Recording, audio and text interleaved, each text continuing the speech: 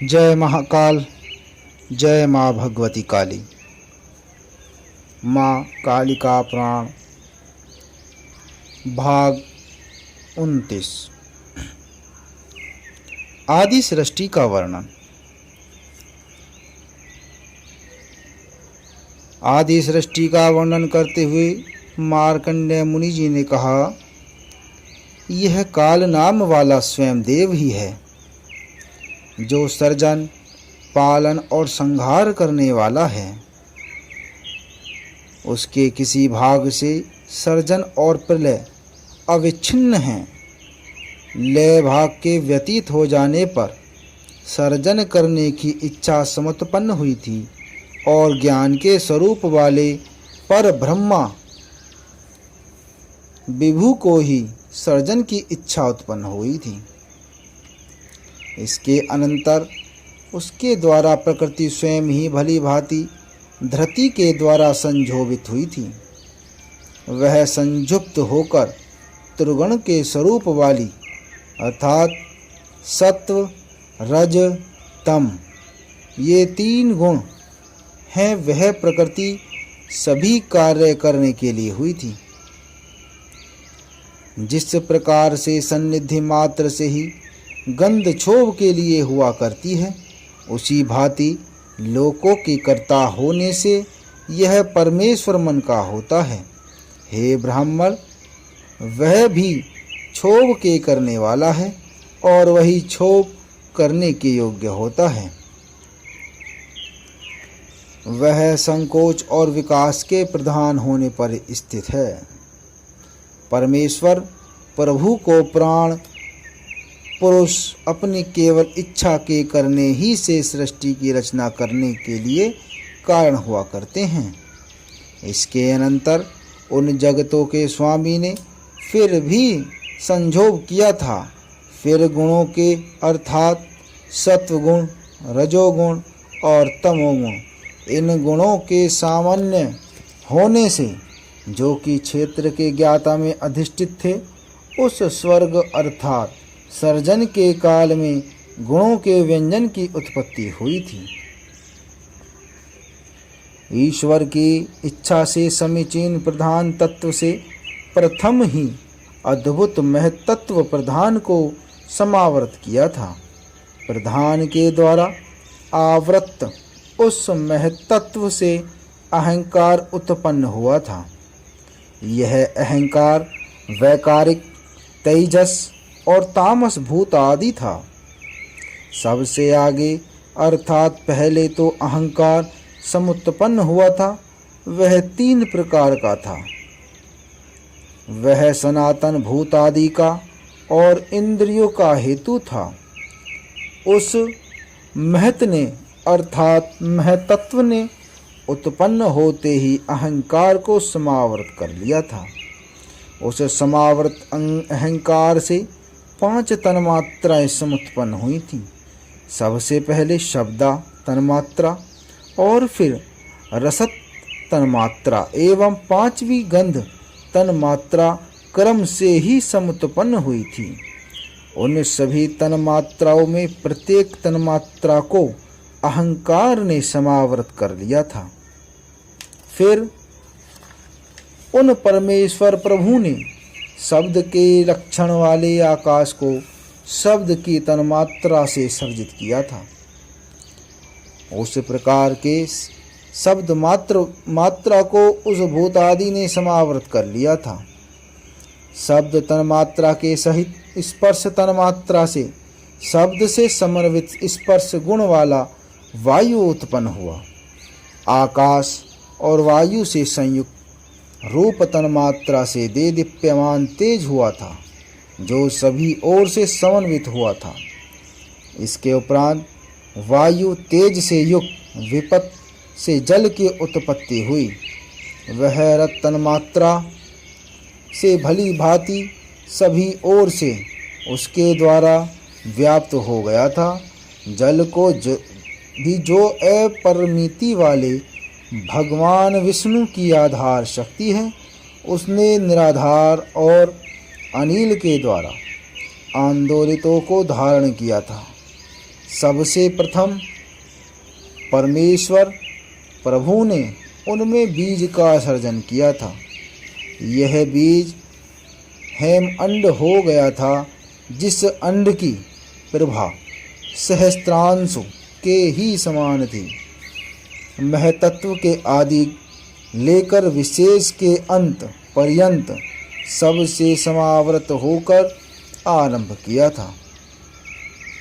जल, अग्नि, अनिल, आकाश, तम और भूत आदि से समावृत जिस तरह से महान से भूत आदि होते हैं, वह अंड 10 गुणों से समावृत था। जिस रीति से बाह्य दलों में बीज व्याप्त होता है, ठीक उसी भांति से ही हे द्विजो, यह तोय आदि से अतुल ब्रह्मांड व्याप्त था। उस अंड के मध्य भगवान विष्णु स्वयं ही ब्रह्मा के स्वरूप वाले शरीर को रखकर दिव्यमान से वह 1 वर्ष पर्यंत स्थित होकर उन्होंने अपनी बुद्धि से बीज गण को ग्रहण किया था। ध्यान के द्वारा उस अंड को स्वयं ही 2 भागों में करके वह एक क्षण भर उसमें स्थित रहे थे। उसी समय इसी के द्वारा सृष्टि गंधोत्तर समस्त तन्मात्राओं के समूह हुए थे, और यह स्पर्श सब समस्त का रूप गंध और रस की आधारभूत थी, और समस्त उन तन्मात्राओं के समुदाय से संपूर्ण पृथ्वी आधार की गई थी। उनके उत्थित हुओं से यह कनकाचल समुत्पन्न हुआ था, और जटायुओं से पर्वतों का संचय हुआ था। गंधोदकों से 7 सागर हुए, और 2 स्कंदों से त्रिदशालय अर्थात देवों के निवास का स्थान हुआ था। दूसरे देश में उत्पन्न 2 स्कंदों से वे 7 नागों को ग्रह हुए थे, जिनकी संख्या पाताल है, और जो महान सुखप्रद हैं, जहाँ पर महेश स्वयं रहते हैं। उनके तेज समूहों से यह लोक उत्पन्न हुआ था, जो कि महरलोक इस नाम से श्रुत हुआ था। गर्भ से मरुत जनलोक नाम वाला हुआ था, और ध्यान से परम श्रेष्ठ तपोलोक उत्पन्न हुआ था। उस अंड की ऊर्ध्व गति में सत्यलोक समुत्पन्न हुआ था।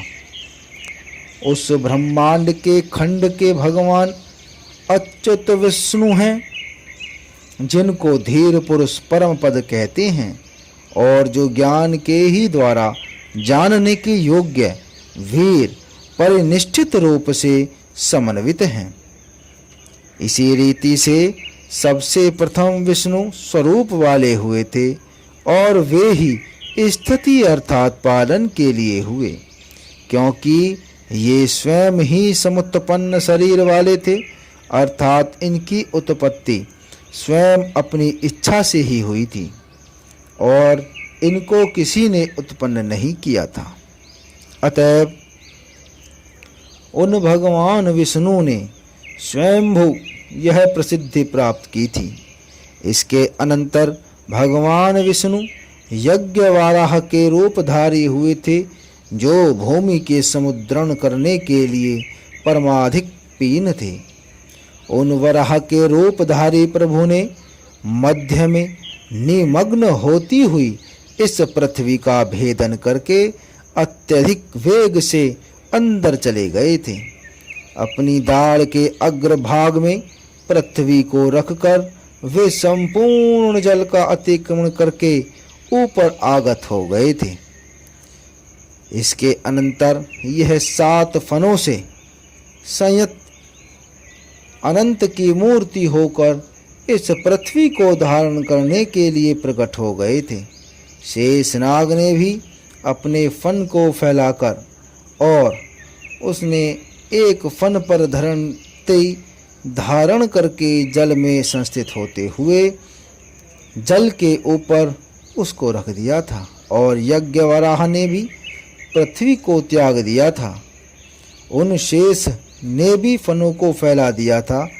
उनमें से एक फन तो पूर्व दिशा की ओर तथा दूसरा फन पश्चिम में था और अन्य फन दक्षिण और उत्तर दिशा की ओर थे। उनका एक फन ईशानी दिशा में और दूसरा फन आग्नेय दिशा में था। एक फन पृथ्वी के मध्य में था और उसका तनु नैऋत्य दिशा में था। वहाँ पर वायव्य दिशा शून्य थी। फिर नम्र भूमि स्थित थी। वह दीर्घ तनु जल में था जिसको अनंत ने धारण कर सके थे। उस समय हरि कर्म के रूप वाले हो गए थे और अनंत के काम को उन्होंने धारण किया था। उस कच्छप ने अपने चरणों से नीचे ब्रह्मांड का आक्रमण करके वायव्य दिशा में ग्रीवान्वित के पृष्ठ में अनंतर को धारण किया था। विशाल शरीरधारी भगवान अनंत देव ने कूर्म के पृष्ठ पर 9 वेष्टनों अर्थात लपेटों से अपने शरीर को देखकर सुख से ही पृथ्वी को धारण किया। उसके अनंतर अनंत देव के फन पर चलती हुई पृथ्वी स्थित हुई थी। वराह भगवान ने इस पृथ्वी को अचल बनाने का प्रयत्न किया था और उसको अति सुदृढ़ अचलयामान कर दिया था। मेरु पर्वत को अपने सुरों के द्वारा प्रहत करके पृथ्वी तल में गाड़ लिया था और उसका भेदन करके वह पृथ्वी के अंदर प्रवेश कर गए थे। वराह भगवान के चरणों के प्रहारों से वह महान पर्वत 16 सहस्त्र योजन तक रसातल में प्रवेश कर गया था। हे द्विसप्तमो, मेरु पर्वत का सिर उससे 32,000 योजन के विस्तार वाला हो गया था। जय मां काली। आगे के भाग में